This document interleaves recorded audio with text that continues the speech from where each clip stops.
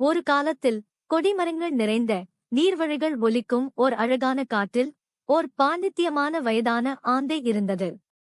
அவன் பெயர் Oliver. Oliver தனது புத்தி மற்றும் நல்வினத்தின் மூலம் காடெங்கும் பிரபலமானவர்.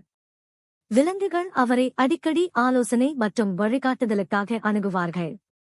ஒரு வெயில் நாளில் பிடிவாதமான இளம் முயல் ராபி ஒலிவரின் மரவெளியில் துள்ளி வந்தது.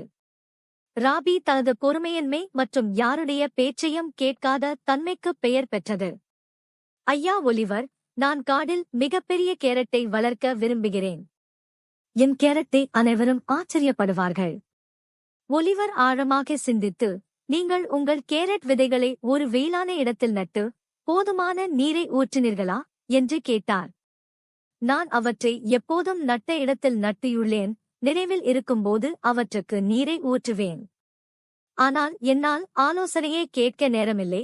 அவை விரைவில் வளர வேண்டும். ஒலிவர், ராபியின் விதைகள் சரியாக பராமரிக்கப்பட வேண்டும் என்பதை அறிந்தவர், மென்மையாகச் சொன்னார். ராபி, ஒரு ஆரோக்கியமான கேரட்டை வளர்ப்பதற்கான சிறந்த வழி அதற்கு நிறைய நீரோட்டம், வெயில் மற்றும் பொறுமையை கொடுப்பது. சில நேரங்களில் நாம் விரைவில் விரும்பும் விஷயங்களுக்கு நேரம் மற்றும் கவனம் தேவைப்படும். ராபி கோபமாக, எனக்கு ஆலோசனை தேவையில்லை, நான் என்ன செய்கிறேன் என அறிந்துள்ளேன்.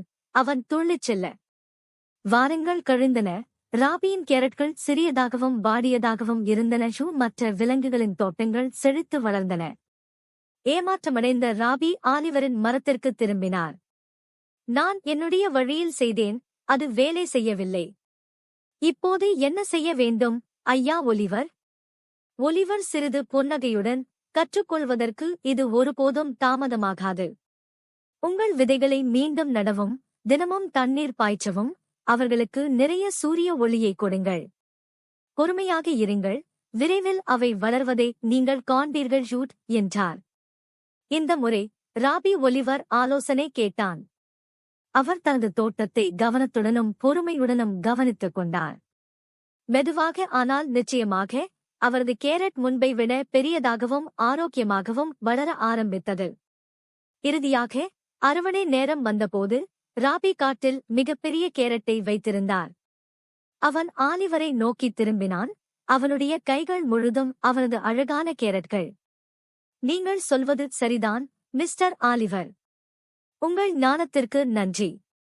பொறுமை மற்றும் கவனிப்புடன் நல்ல விஷயங்கள் வரும் என்பதை நான் கற்றுக்கொண்டேன். ஒலிவர் தலையசைத்தார். ராபியின் வளர்ச்சி மற்றும் தன்னம்பிக்கையை பார்த்து மகிழ்ந்தார். ஒழுக்கம், பொறுமை மற்றும் அறிவுரைகளை கேட்க விருப்பம் ஆகியவை பெரும் வெகுமதிகளுக்கு வழிவகுக்கும். நல்ல விஷயங்கள் பெரும்பாலும் செழிக்க நேரமும் அக்கறையும் எடுக்கும்.